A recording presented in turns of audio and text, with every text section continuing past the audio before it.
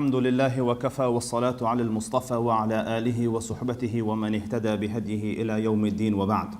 So Ibrahim alayhi salam left Ismail and Hajar in this valley, and then the story turns around and goes.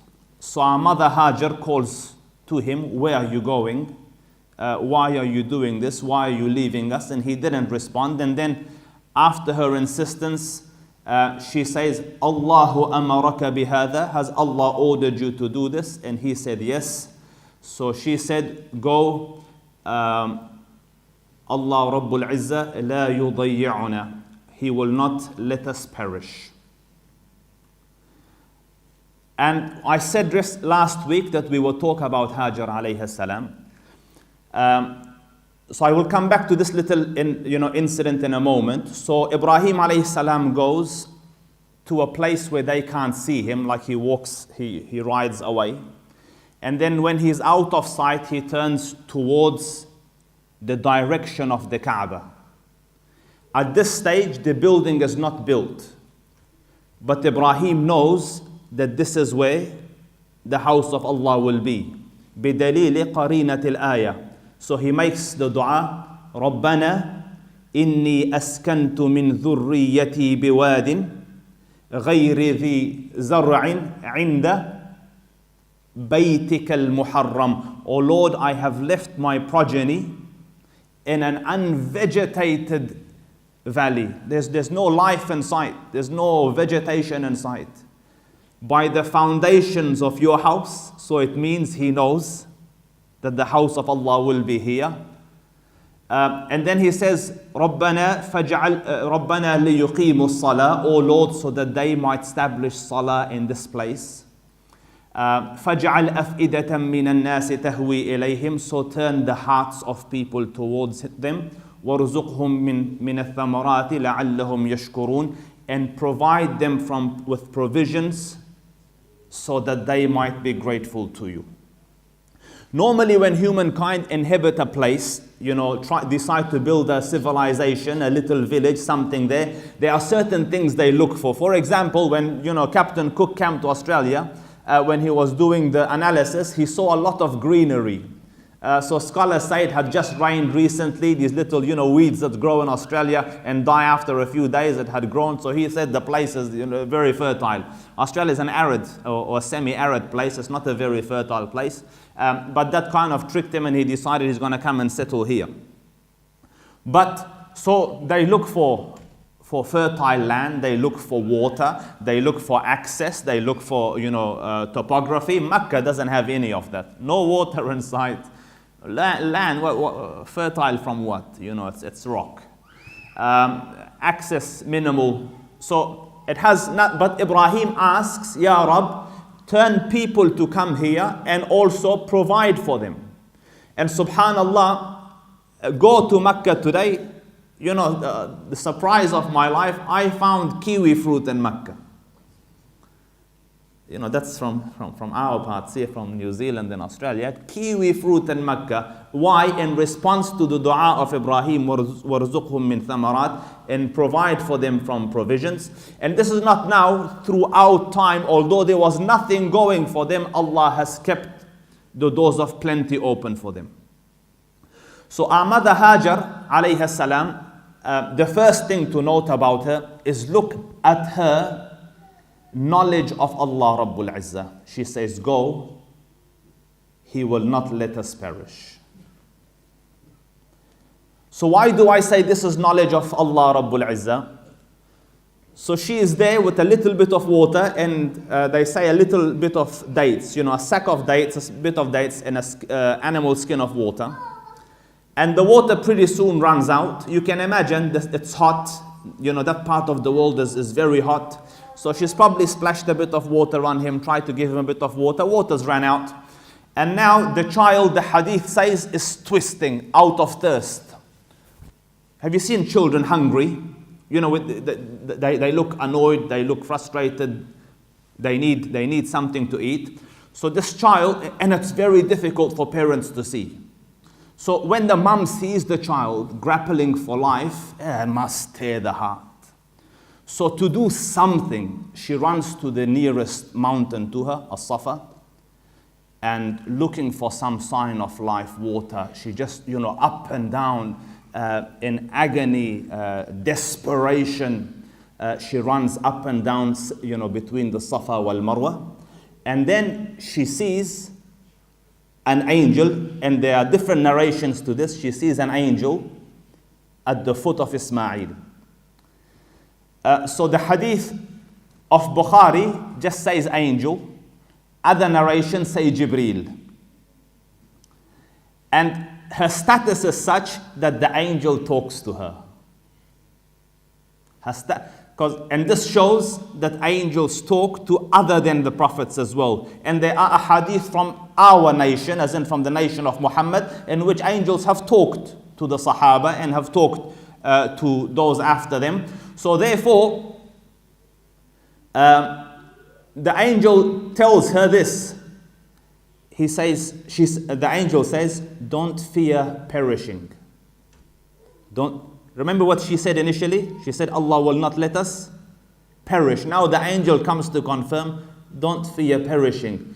In this valley, the house of Allah will be built. And this boy and his father will build it. And Allah will never let his people perish. And the angel went. But he smacks with his wing and Zamzam comes out. And I want you to visualize rocky mountains, relatively secluded, because not a flat land that you can see them from afar. There's mountains all around. In the middle of these mountains is a lone woman with a little babe sitting and water next to them. And all the surroundings, and there was not people very close, like at far distances, they've traveled in search of water. Everyone knows there's no water here. But now all of a sudden they see birds circling above, birds that come for water. So the nearest tribe that was, many miles away, they see birds flocking around this place. So they say from their knowledge that these birds come around water. And we know there's no water there. So they send someone, go check. So can you imagine the scenery? The scout comes to a place where they know is barren. There's no sign of life or water here. And now they see a lady sitting and a babe with her in water. It must be mysterious. Where did you come from? Who are you? Who are you with? Where did this water come from? So they go back and tell their people that there's a lady there and there's water with her. So the tribe comes, and I want you to see the strength of our mother Hajar alayhi salam. Because number one, any normal person left, between those mountains under that heat with no shade, no house, no tent, no nothing, would die of a heart attack. Just anxiety would build so much, like, what am I going to do? Child's going to, you understand? They will have depression and anxiety and all the rest of it. But she's sitting. And then they come, and this is all we know from the narrations. They say, can we live next to you? Like, imagine, and it's important to think about the details, what type of presence would she have had to have where men of a whole tribe with their women and children and livestock have come, and now they think they need permission for her to settle next to her, although visibly there's not a man in sight to protect her. Like ordinarily in those times, they should have tied her up, made her one of their servants, khalas, serve the animals and this and that, and your kid will be one of our slaves. But not Hajar alayhi salam. And then they say, can we, live next to you? And her answer is dazzling, yes, but the water is mine. Like, with which force? But this is what? It shows her thiqah in Allah Rabbul Izzah, that Allah is with me. And then, not only that, what is more dazzling, is in a few years, this child whose father is not in sight, like Ibrahim alayhi is traveling. This child not only grows up, but becomes the leader of this new tribe that has come here, the leader of Jurhum. Like, think about it. Normally, you will choose leaders from your own tribe. You know, your brother, your uncle, your cousin, you have elders, you have youngsters. So why have they given leadership to this Ismail? And I played different scenarios in my head, and I found only one that works. It is the disposition of this lady. Imagine the conversations. Who are you? Where did you come from? There was no water here. So, consistent with the story of Yusuf alayhi salam, because the righteous chew or find opportunities for da'wah. So I am thinking her discourse would be, I am the wife of the Khalil, of the one that created the heavens and the earth. There was no water here, He sent us here. This one here will build a house for Allah here. The Zamzam was brought by the angel to me. Do you understand me? And her passion and her belief and her insistence on it is so much that everyone is forced to yield to her vision. Do you understand? So much so that when the son grows up, khalas, you're the leader in charge of this qawm. Although it's not his father's nation, do you understand me? Later on he married into Jurhum, but still it wasn't his actual tribe. He comes from Ibraheem alayhi salam. So here, I am fascinated by Hajar alayhi salam. And my dear sisters, sometimes life deals you difficult cards. And I don't think it could get much difficult than the life of Hajar.